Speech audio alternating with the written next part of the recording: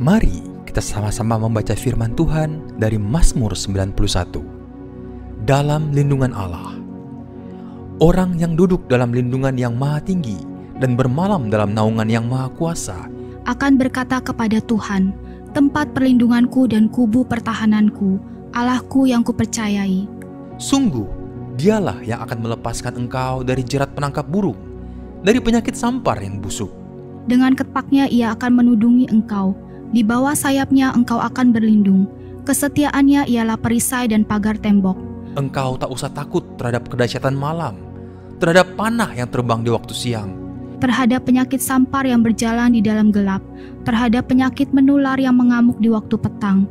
Walau 1.000 orang rebah di sisimu dan 10.000 di sebelah kananmu, tetapi itu tidak akan menimpamu. Engkau hanya menontonnya dengan matamu sendiri dan melihat pembalasan terhadap orang-orang fasik. Sebab Tuhan ialah tempat perlindunganmu, yang maha tinggi telah kau buat tempat perteduhanmu.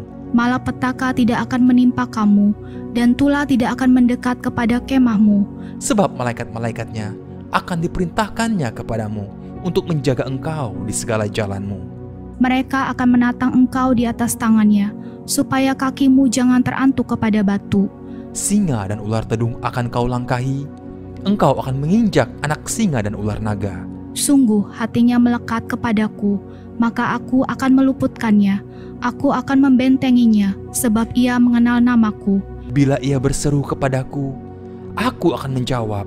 Aku akan menyertai dia dalam kesesakan. Aku akan meluputkannya dan memuliakannya. Dengan panjang umur akan kukenyangkan dia, dan akan kuperlihatkan kepadanya keselamatan daripadaku. Amin. Shalom warga kerajaan surga, bisa dilambaikan tangannya, katakan sama-sama. Masih 300 orang di sini. Sekali lagi sama-sama katakan. Haleluya, 5.000 orang di tempat ini. Amin. Semuanya bersukacita hari ini. Amin. Haleluya. Mari kita bersatu dalam doa. Terima kasih Tuhan buat kasih setiamu. Kami boleh ada di tempat ini. Kami boleh bersatu dalam hadirat-Mu Tuhan. Kami boleh menghadap-Mu sekali lagi di tempat ini Tuhan. Kami mau buka hati, kami mau puji sembah Kau Tuhan. Lawat kami secara pribadi Tuhan. Hanya di dalam nama-Mu Tuhan Kau pimpin ibadah ini awal pertengahan hingga akhir sesuai dengan yang Kau suka Tuhan. Biar apa yang Kau suka terjadilah dan apa yang Kau tidak suka dibatalkan dalam nama Tuhan Yesus. Sama-sama katakan amin.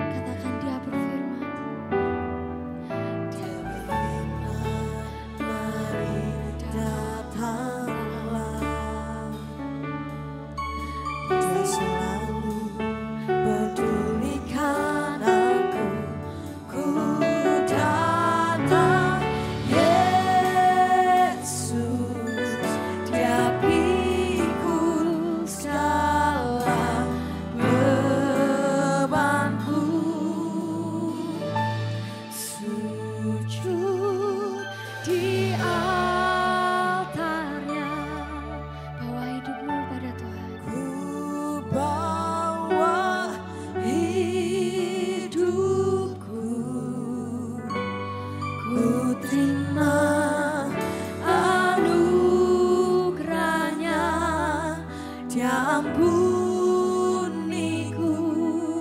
dan bebaskanku.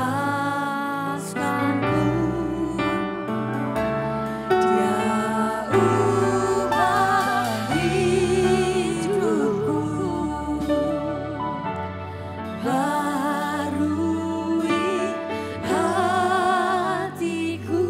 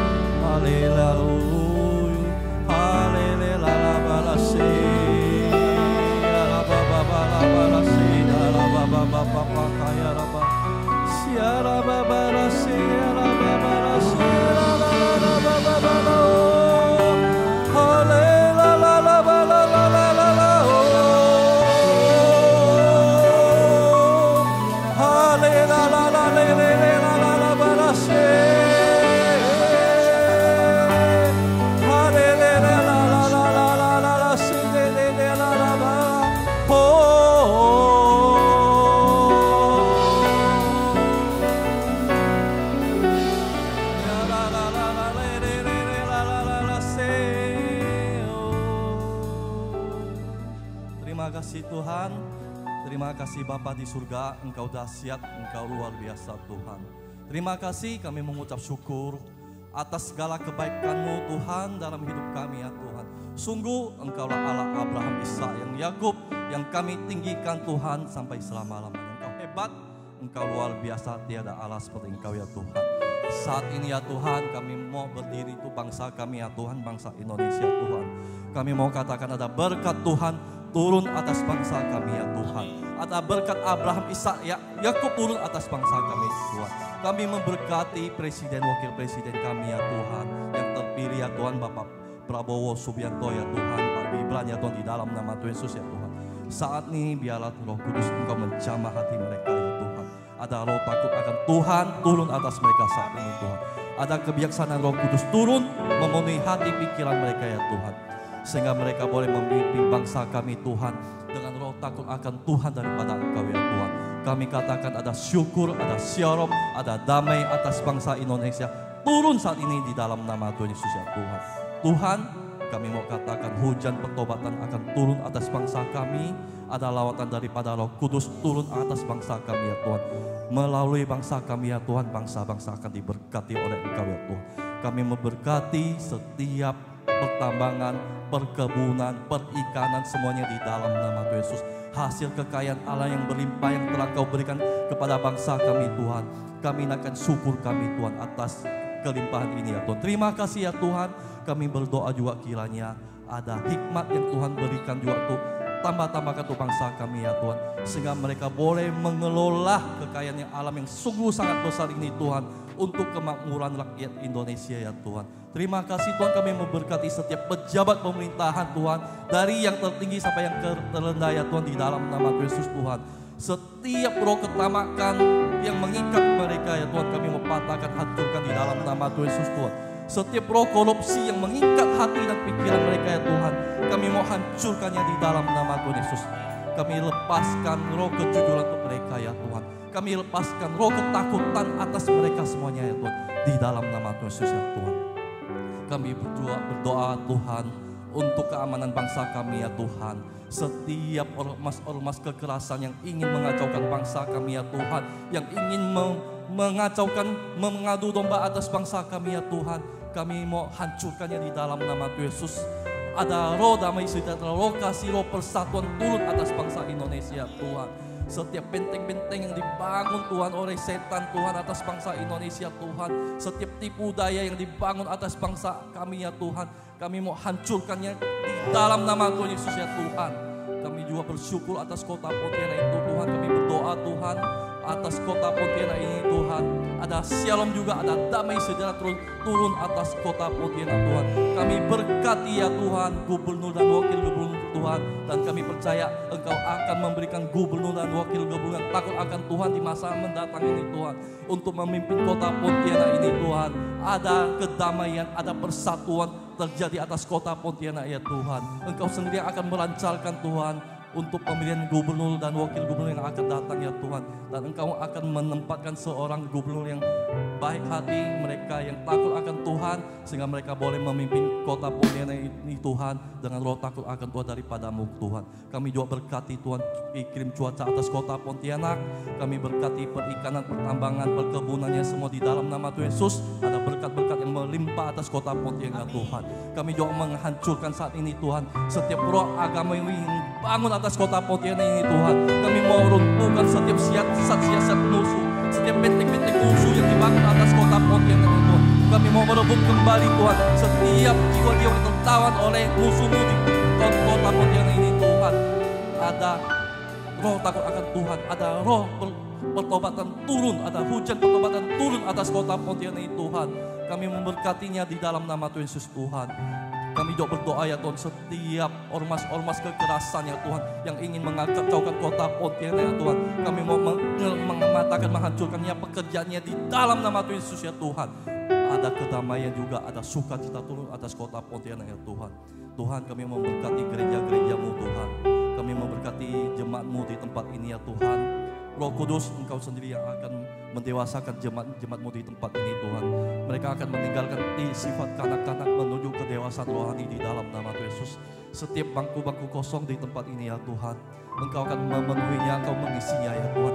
Engkau sendiri akan bekerja untuk memanggil setiap mereka yang belum percaya masuk ke tempat ini Tuhan, untuk mendapatkan lawatan-Mu Tuhan, untuk bersama-sama kami Tuhan, untuk memuji, menyembah, meningkat Yesus Kristus Tuhan dalam hidup mereka ya Tuhan. Kami berkati jemaat-Mu di tempat ini di dalam nama Tuhan Yesus Tuhan. Mereka jemaat-Mu yang lagi letih lesu, berbeban berat Tuhan, Engkau saat ini memberikan kelegaan buat mereka ya Tuhan. Mereka yang lagi mengalami permasalahan rumah tangga ya Tuhan, saat ini oleh kuasa kasih Roh Kudus, mereka Engkau ikatkan kembali, Engkau satukan di dalam kasih-Mu ya Tuhan. Engkau jaga mereka, Engkau ikatkan mereka kembali di dalam tali kasih, sehingga mereka boleh bersama-sama sekeluarga untuk menaikkan pujian syukur pada Engkau ya Tuhan. Kami juga memberkati Pastor Thomas dimanapun dia berada, Mami Deborah, Opa dimanapun mereka berada. Kekuatan Roh Kudus turun saat ini untuk mereka. Ada kekuatan daripada Roh Kudus yang menyertai mereka melayani Engkau Tuhan. Mereka boleh melayani Engkau Tuhan dengan penyertaan daripada Engkau Tuhan. Engkau memberikan kesegaran tubuh, kesehatan yang baik buat mereka ya Tuhan, sehingga mereka masih boleh melayani Engkau sesuai dengan kehendak-Mu ya Tuhan. Kami memberkati pelayanan mereka di dalam nama Tuhan Yesus. Setiap kutuk mantra, kutuk santet, kutuk jimat tidak mempan terhadap mereka di dalam nama Tuhan Yesus, kami patahkan di dalam nama Tuhan Yesus. Kami saat ini juga Tuhan berdoa untuk Pak Saul itu Tuhan, urapi lidah, mulut, bibirnya ya Tuhan.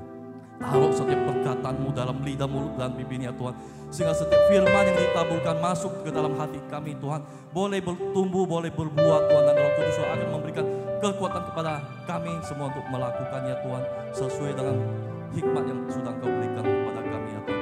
Terima kasih Tuhan Yesus, terima kasih. Di dalam nama Tuhan Yesus kami sudah berdoa dan kami mengucap syukur. Haleluya. Amin. Mari sama-sama kita bangkit berdiri, kita mau sorak-sorai bagi Tuhan. Amin.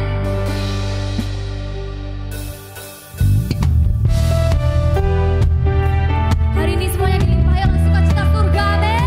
Amin. Kita punya Tuhan yang mulia, maka kita harus muliakan dengan kemuliaan yang ada pada kita. Yes. Woo.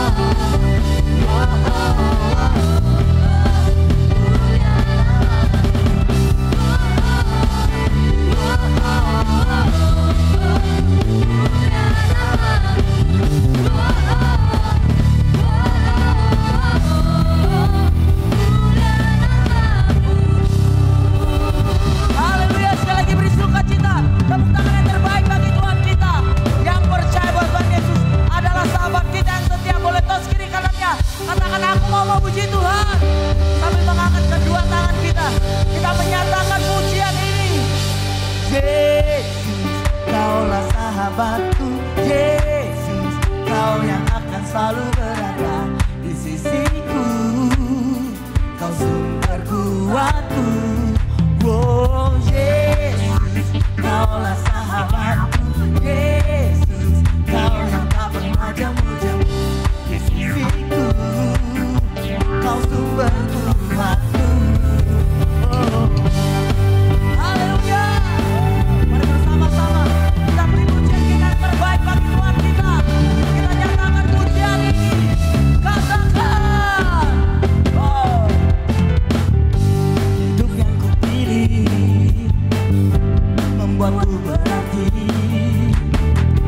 karena Yesus Tuhan tempatku berhaya dan berharap.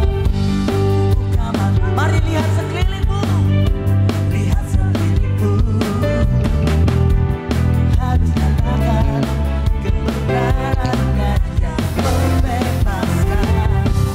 Karena kuasamu, amin, karena kehebatanmu, oh, dapat melakukan perkara besar yang semuanya. Yesus, Kau sahabatku, Yesus, Kau yang akan selalu berada di sisiku. Lagi katakan, oh, oh. Kau sahabatku, Yesus, Kau yang tak pernah jemu-jemu di sisiku, Kau sumber kuatku. Oh, haleluya, terpujilah namamu Tuhan. Mari Bapak Ibu jemaat Tuhan saja katakan pujian ini dari awal. Nyatakan, oh, hidup yang Kau pilih, amin. Mari angkat suaramu dong. Oh, mari buka matamu.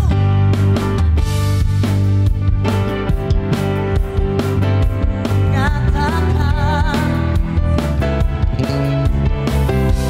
bersama-sama dengan iman kita katakan, kuasamu, amin, karena kehebatanmu, oh, dapat lakukan perkara besar yang Kau janjikan. Yesus, Kaulah sahabatku, Yesus, Kau yang akan selalu berada di sisiku, Kau sumber kuatku. Oh Yesus, Kaulah sahabatku, Yesus, Kau yang tak pernah jemu-jemu di sisiku, Kau sumber kuatku. Oh, mari memuji saja, memuji Tuhan. Oh, senangkan hati Tuhan lewat pujian kita, amin. Biarlah segala yang bernafas di bumi dan di surga menyembah Tuhan pada pagi hari ini. Oh, haleluya. Mari bersama-sama kita nyatakan pujian ini sambil bertepuk tangan di atas kepala kita. Kita nyatakan, oh Yesus, Kaulah sahabatku, Yesus, angkat suaramu, Kau yang akan selalu berada di sisiku, oh, Kau sumber kuat. Lagi katakan, Yesus, Kaulah sahabatku, Yesus, Kau yang tak pernah jemu-jemu di sisiku, Kau sumber. Mari melompat buat Tuhan. Yesus, Kaulah sahabatku, Yesus, Kau yang akan selalu berada di sisiku, Kau sumber. Lagi katakan, oh Yesus, Kaulah sahabatku, Yesus,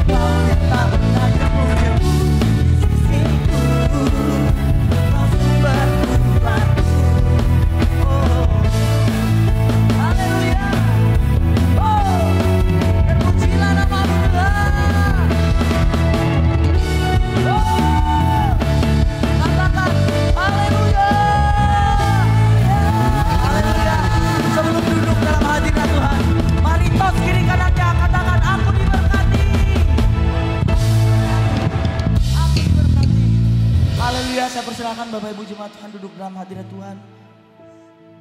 Mari bersama-sama kita mau siapkan hati dan pikiran kita. Kita mau menerima kebenaran firman Tuhan.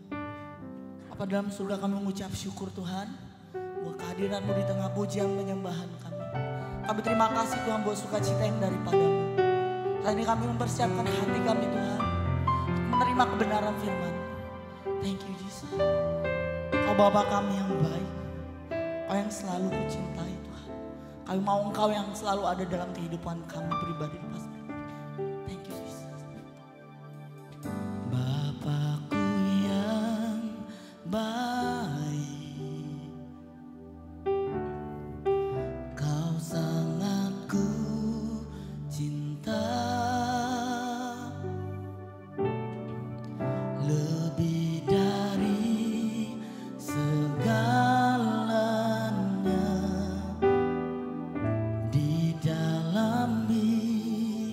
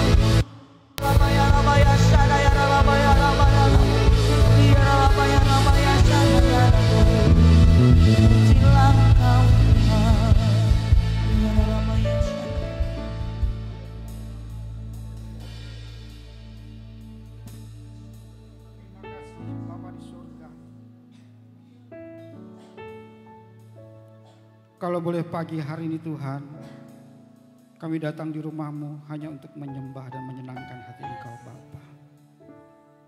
Kami percaya firman-Mu pagi hari ini Tuhan, mengubahkan setiap hati kami. Saat ini kami mau duduk diam mendengarkan Kau berbicara ke dalam setiap hati kami Bapa. Bapa, Roh Kudus ambil alih tempat ini Tuhan. Kau yang memiliki otoritas setiap kehidupan kami Bapa. Terima kasih Tuhan Yesus. Kami siap mendengarkan firman. Mari sama-sama kita katakan haleluya. Amin. Silakan duduk Bapak Ibu Saudara. Shalom. Selamat hari Minggu buat kita semua. Ada yang pertama kali datang di tempat ini? Silakan angkat tangan. Ada?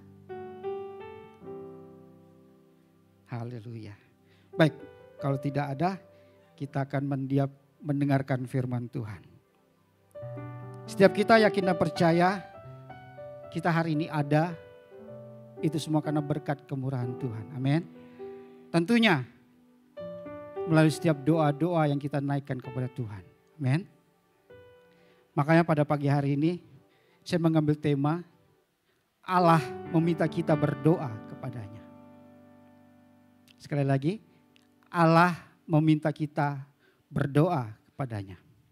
Jadi tentunya kita semua sebagai orang percaya sudah mengetahui apa itu doa. Kira-kira ada yang tahu apa itu doa? Ya, benar sekali. Nafas kehidupan orang percaya. Nah, kalau menurut Kamus Besar Bahasa Indonesia di situ dikatakan doa adalah sebagai pengharapan, permintaan dan pujian kita kepada Tuhan. Ada juga yang mengatakan bahwa doa itu merupakan sebagai permohonan yang dipanjatkan kepada Tuhan. Tetapi orang percaya kita, itu umat-umat Tuhan, mengatakan bahwa hubungan komunitas kita dengan Allah Bapa melalui dalam diri Yesus Kristus. Jadi itulah dikatakan kenapa kita harus berdoa di hadapan Tuhan. Nah, saya mengajak kita untuk melihat gambaran yang menggambarkan hubungan kita dengan Yesus Kristus. Boleh multimedia tampilkan firman Tuhan Injil Yohanes 15 ayat 5 dan 7. Yohanes 15 ayat 5 dan 7. Di situ berbicara tentang pokok anggur dan rantingnya. Saya bacakan buat kita semua. Akulah pokok anggur dan kamulah ranting-rantingnya. Barang siapa tinggal di dalam aku dan aku di dalam dia, ia berbuah banyak, sebab di luar aku kamu tidak dapat berbuat apa-apa. Yang ketujuh, jikalau kamu tinggal di dalam aku dan firmanku tinggal di dalam kamu, mintalah apa saja yang kamu kehendaki dan kamu akan menerimanya. Amin. Jadi di dalam gambaran tadi menunjukkan bahwa sebuah gambaran yang menyatakan hubungan kita dengan Yesus Kristus antara Bapa dan seorang anak. Nah, artinya apa? Di dalam hubungan itu membawa kita untuk merasa aman. Jadi ketika ada pergumulan, persoalan dalam kehidupan kita, dan ketika kita tinggal di dalam Bapa dan Bapa ada di dalam kita, ada kekuatan baru dalam kehidupan kita. Amin. Nah, jadi kalau kita tahu, kalau di dalam Tuhan kita merasa aman, tentunya ada yang perlu kita harus lakukan. Yang pertama ialah kita harus terus menghampiri Allah. Karena kita tahu ketika kita menghampiri Allah, diri kita akan mendapatkan rasa aman dan tentram. Tentu membawa hidup kita di dalam damai sejahtera. Yang kedua, kalau kita orang percaya, kita yakin kita adalah anak-anak Allah. Tentunya di situ ada janji-janji Allah yang disiapkan buat kita. Nah, hari ini, pagi ini Bapak Ibu Saudara, siapa yang ingin menerima janji-janji Allah bagi kita semua? Angkat tangan. Haleluya, beri tepuk tangan buat Tuhan kita. Nah, jadi doa itu merupakan hubungan komunikasi kita bersama Allah yang ada di dalam Yesus Kristus. Pertanyaan kedua, Tadi kalau kita sudah tahu apa makna doa. Yang kedua, ternyata melalui tema tadi kita, Allah menghendaki kita berdoa kepadanya. Sekarang, mengapa Allah menghendaki kita berdoa kepadanya? Coba saya minta tampilkan Kisah Para Rasul 17 ayat 24 sampai dengan 25. Kisah Para Rasul 17, 24 sampai dengan 25. Ya, Allah yang telah menjadikan bumi dan segala isinya, Ia yang adalah Tuhan atas langit dan bumi, tidak diam dalam kuil-kuil buatan tangan manusia. Next. Dan juga tidak dilayani oleh tangan manusia, seolah-olah ia kekurangan apa-apa. Karena dialah yang memberikan hidup dan napas dan segala sesuatu kepada semua orang. Nah, artinya begini, keberadaan dan karakter Allah itu adalah utuh. Dia bebas sama sekali tidak bergantung kepada manusia, yaitu kita sebagai ciptaannya. Nah, Allah memiliki semua sumber dalam genggamannya. Tetapi dalam hal inilah dia meminta kita berdoa kepadanya. Saya memberi contoh begini.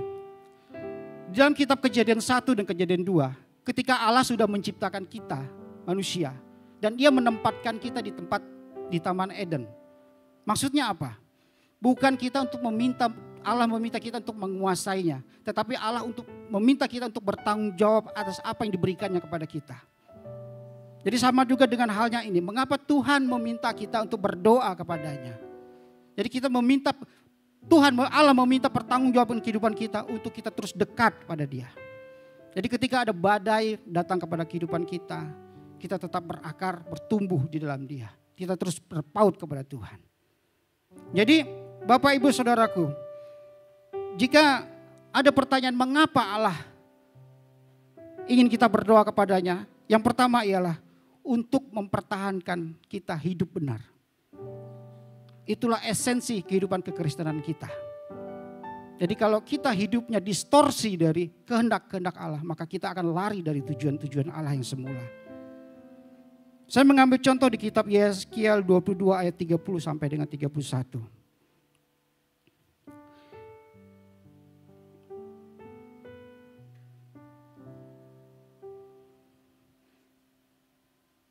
Ya, di dalam kitab ini tertulis bahwa catatan-catatan dosa orang-orang Israel.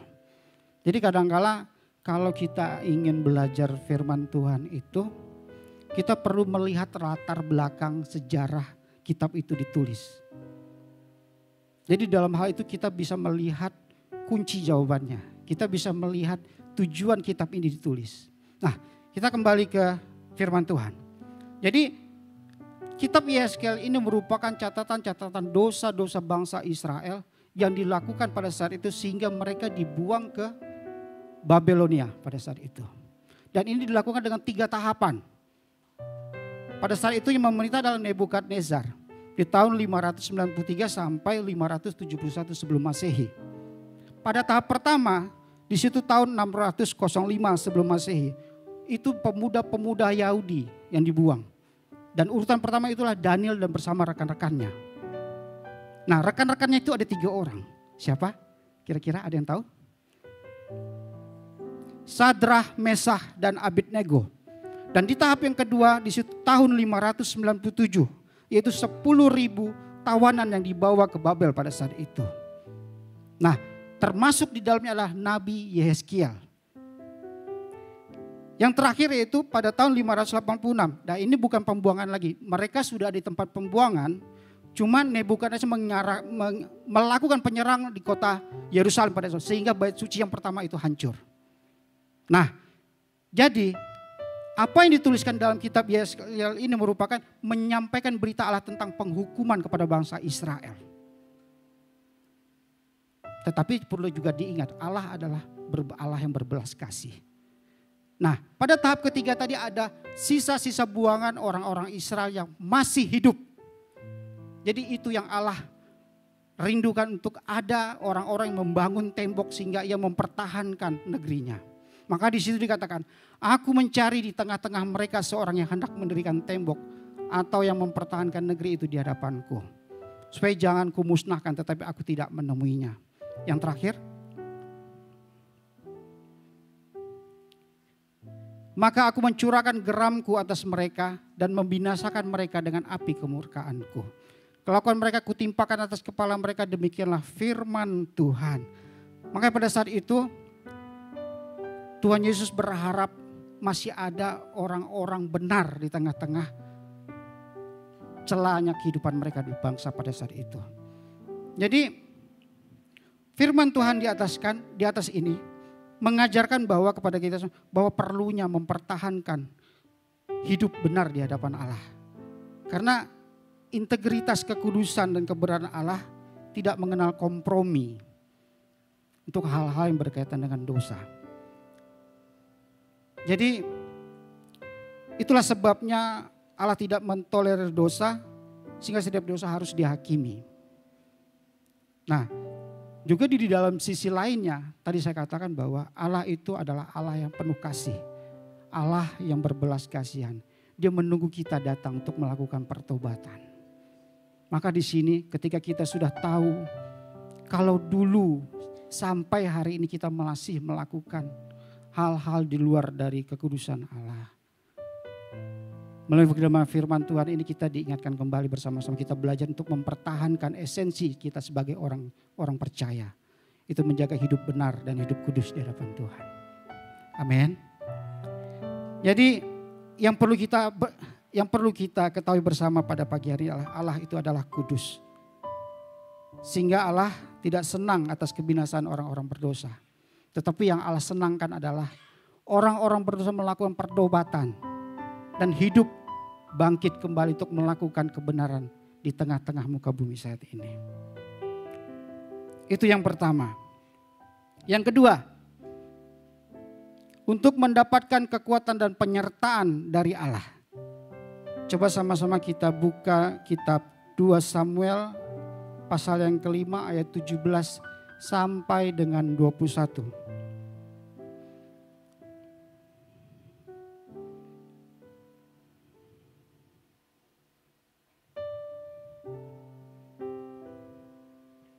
Ya, di situ dikatakan Daud memukul kalah orang Filistin. Ketika didengar orang Filistin bahwa Daud telah diurapi menjadi raja atas Israel, maka majulah semua orang Filistin untuk menangkap Daud. Tetapi Daud mendengar hal itu, lalu ia pergi ke kubu pertahanan. Ketika orang Filistin itu datang dan memencar di lembah Refaim, bertanyalah Daud kepada Tuhan, apakah aku harus maju melawan orang Filistin itu? Akan kau serahkankah mereka ke dalam tanganku? Tuhan menjawab Daud, majulah, sebab aku pasti akan menyerahkan orang Filistin itu ke dalam tanganmu. Lalu datanglah Daud di Baal Ferasim dan memukul mereka kalah di sana. Berkatalah ia, Tuhan telah menerobos musuhku di depanku seperti air menerobos. Sebab itu orang menamakan tempat itu Baal Ferasim. Orang Filistin itu meninggalkan berhalanya di sana. Lalu Daud dan orang-orangnya mengangkatnya. Tahan di ayat yang ke-19.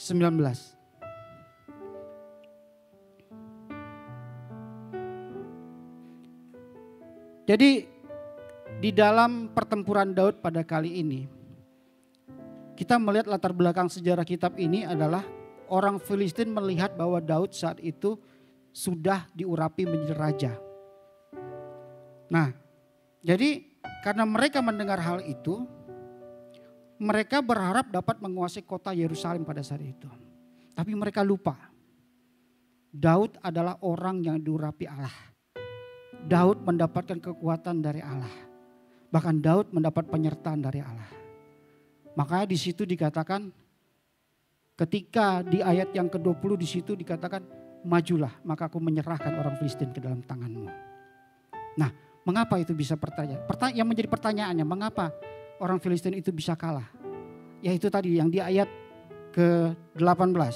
Di situ dikatakan bahwa ketika orang Filistin itu datang dan memencar di lembah Refaim, bertanyalah Daud kepada Tuhan. Jadi Daud bertanya kepada Tuhan, apa yang harus kulakukan?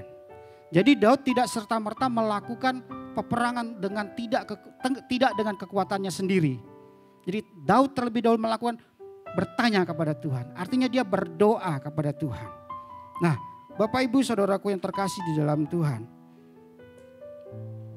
Kita bisa melihat bukti nyata yang dilakukan oleh Daud setelah melakukan peperangan. Dan ia mendapatkan penyertaan dengan Tuhan. Itu ada di ayat yang ke-20.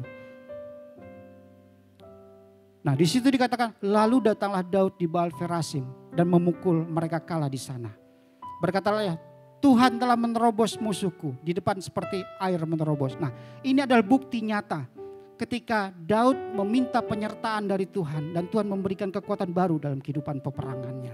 Sehingga ia bisa mengalahkan bangsa Filistin pada saat itu. Nah, yang menjadi pertanyaan kita sekali lagi. Apa jadinya kalau pada saat itu ketika Daud melakukan peperangan dan Daud tidak berdoa kepada Tuhan? Mungkin saja pada saat itu Daud bisa kalah.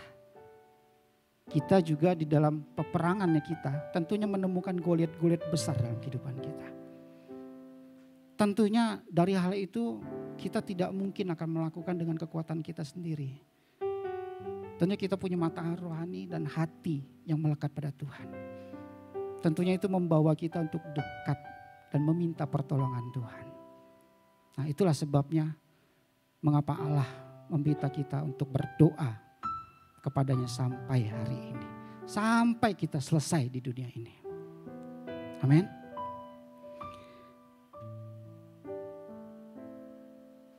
Di lain hal,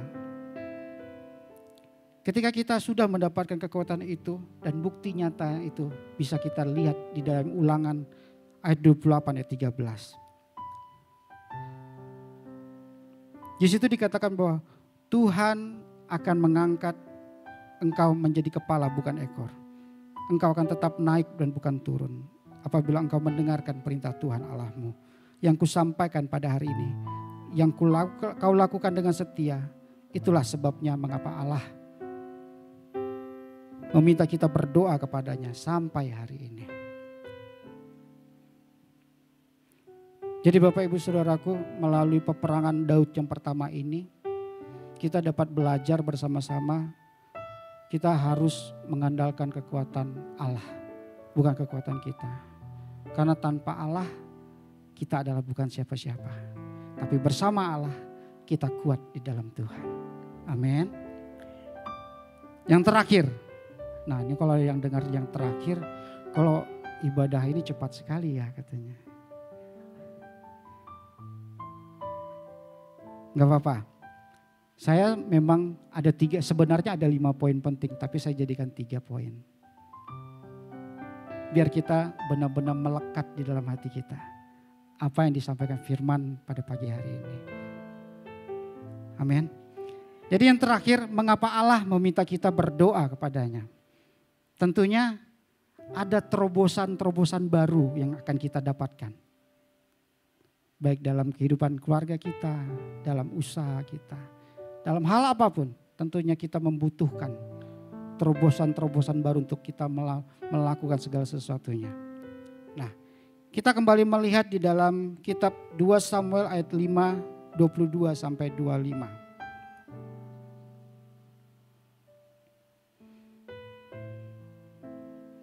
Nah, jadi ketika Daud sudah melakukan pertempuran sekali lagi, yang pertama kalinya, dan tentunya orang Filistin menyerang sekali lagi. Tentunya ada pertempuran yang kedua. Nah, di dalam pertempuran yang kedua tentunya Daud, dia waktu pertama dia tidak overconfident pada saat itu. Dia tidak terlalu percaya diri. Tetapi dia melakukan berdoa lagi kepada Tuhan. Karena saat itu saya melihat, kita bisa melihat bersama-sama bahwa Daud telah memenangkan pertempuran yang pertama. Tentunya yang kedua, dia juga ingin diberkati oleh Tuhan. Nah, ini kadang masalahnya begini. Ketika kita sudah diberkati pertama kali, kita enggan mendapat penyertaan yang kedua kalinya. Tapi melalui firman ini, saya diingatkan kembali. Oh iya ya, Tuhan itu banyak loh berkatnya.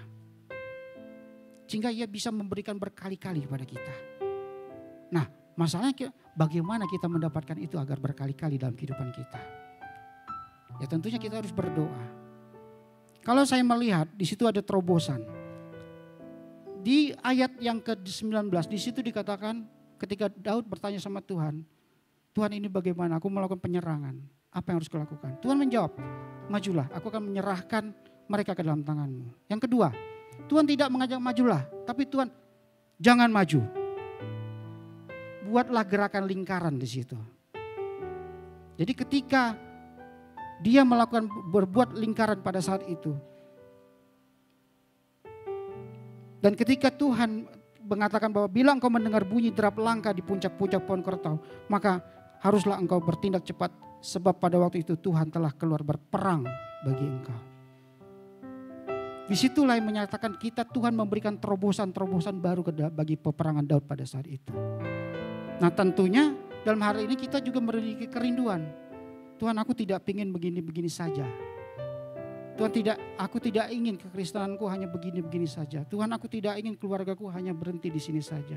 Aku ingin usahaku maju. Aku ingin hidupku lebih maju dari sebelumnya. Dan kehidupan kekristenanku aku tidak hanya ingin begini-begini saja. Tapi harus ada terobosan aku, baik entah itu dalam pelayanan, dalam keluarga, dan apapun itu.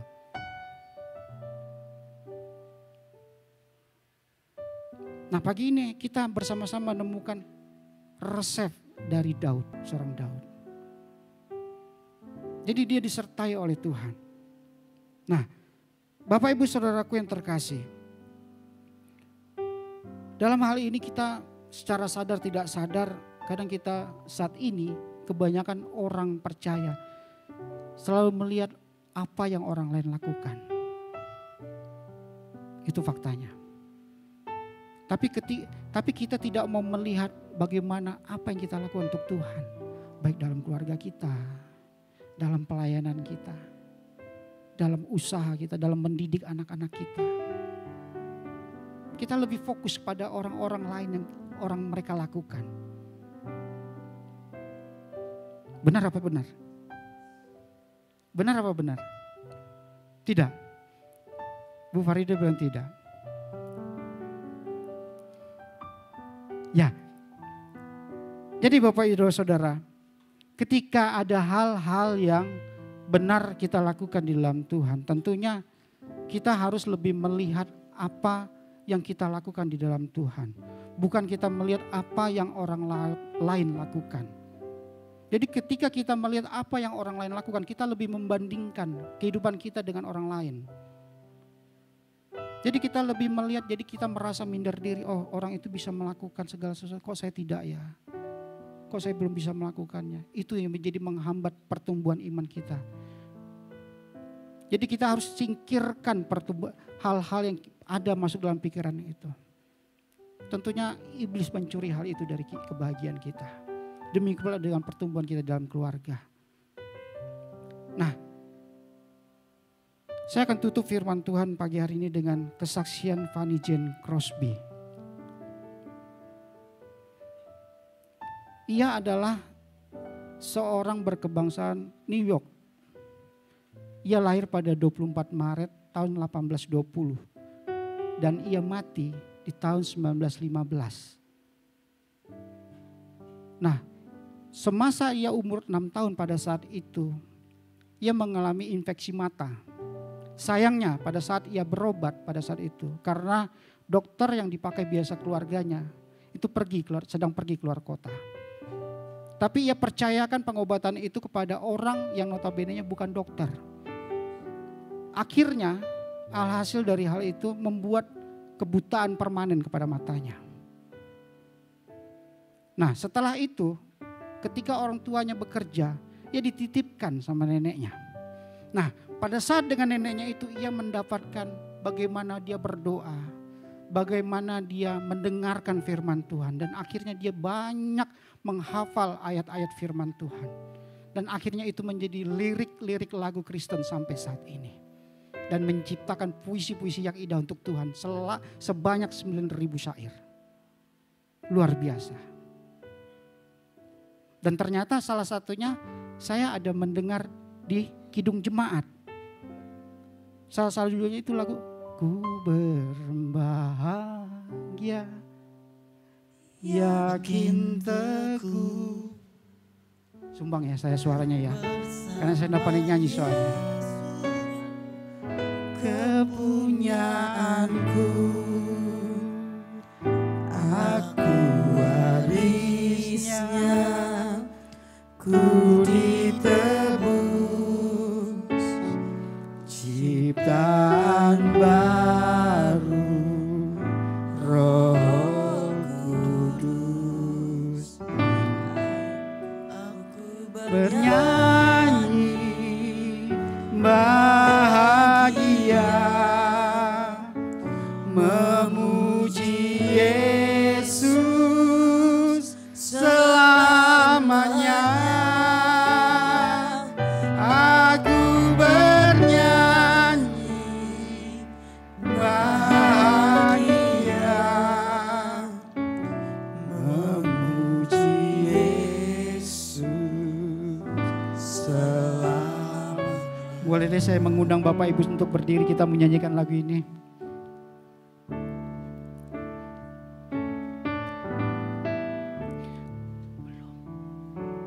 Udah enggak apa-apa. Ku berbahagia, yakin teguh, Yesus abadi kepunyaanku. Aku warisnya, ku ditebus,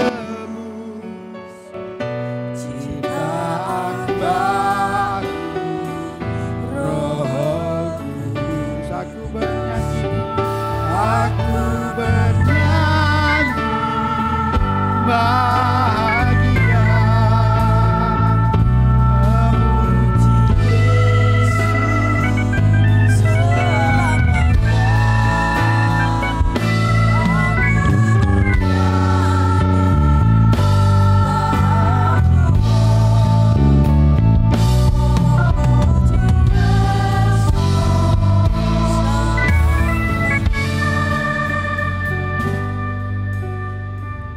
Ya, sebelum meninggal, Fanny Crosby pernah membuat statement seperti ini. Aku merasa ratusan lagu pujian penyembahan di dalam kepalaku. Dan Tuhan berikan tujuan hidup kepadaku. Jadi di dalam kita setiap berproses tentunya ada kala kita mengalami kegagalan. Namun saat ini kita harus percaya ada tangan Tuhan yang penuh kuasa untuk memberikan kita kekuatan baru untuk bangkit menjadi kuat. Haleluya. Amin. Baik Bapak Ibu, firman Tuhan telah dinyatakan, mari kita bersama-sama kita menundukkan kepala kita berdoa. Bapa, sekali lagi kami datang kepadamu Tuhan. Kami telah sampai dan selesai menyampaikan visi hati Engkau Bapa. Biar firman ini tidak berlalu begitu saja Tuhan, tapi ada kekuatan yang masuk ke dalam kehidupan kami Bapa, hingga itu mengubahkan segala sesuatu, akan memberikan terobosan-terobosan baru dalam kehidupan kami, baik dalam pekerjaan kami, usaha kami, keluarga kami, iman kami Tuhan, terus bertambah-tambah di dalam Engkau. Terima kasih Tuhan, di dalam nama Yesus Kristus kami telah berdoa dan mengucap syukur. Haleluya. Amin. Bapak Ibu semua diberkati, amin. Silakan duduk kembali. Mari kita kembali bersatu dalam doa. Bapa, terima kasih kami telah mendengarkan firman-Mu Tuhan. Kiranya firman yang telah dibagikan itu Tuhan tertanam di hati kami yang subur Tuhan, dan menjadi benih kecil yang akan memuliakan nama-Mu Tuhan, yang terus tertanam dan membuat kami ingat-ingat terus akan Kau Tuhan, untuk selalu bersekutu dengan-Mu Tuhan. Kau juga urapi terus Pak Saul Tuhan, Kau pakai dengan dahsyat luar biasa lebih dalam bersama-Mu untuk menjangkau jiwa-jiwa berjalan dalam kemuliaan demi kemuliaan bersama-Mu Tuhan. Kalau sebentar kami mau memberi yang terbaik Tuhan, kami mau memberi apa yang ada pada kami Tuhan, karena kembali lagi semua dari-Mu, oleh-Mu dan untuk-Mu Tuhan. Kami mau meninggalkan benih kecil di tempat ini Tuhan, kami mau meninggalkan jejak di tempat ini untuk kemuliaan dan pekerjaan tangan-Mu Tuhan. Kau kembalikan berkali lipat ganda buat setiap tangan yang memberi, bahkan yang belum memberi Tuhan. Kau tetap berkati kasih Tuhan karena Kau Allah yang menyediakan dan Kau Tuhan yang tidak pernah berhutang. Terima kasih Tuhan, kami serahkan hidup kami semuanya ke dalam tangan-Mu. Yang percaya semuanya sama-sama katakan amin. Sambil memberi yang terbaik kita akan mendengarkan pengumuman. Our God is great and He's greatly to be praised. And we lift our voices and magnify Him. Amen. Hallelujah. Bless your name, Jesus. Lord, let your glory fill the house. Lord, let your glory fill the house. As we lift up our hands in praise, Lord, let your glory fill the house. Oh, Lord, let your glory fill the house. Anybody want His glory to fill the house?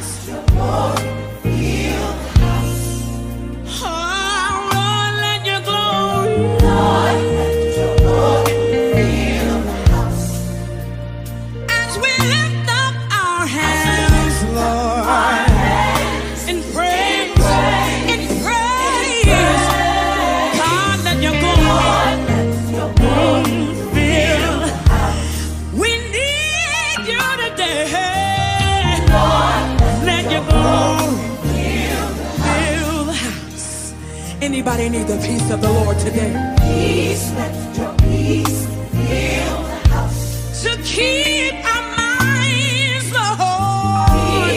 Peace, let your peace fill the house. As we lift up our hands in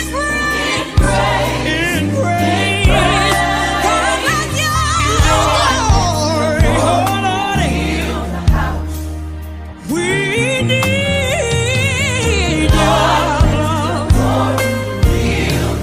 We bless your name, Jesus.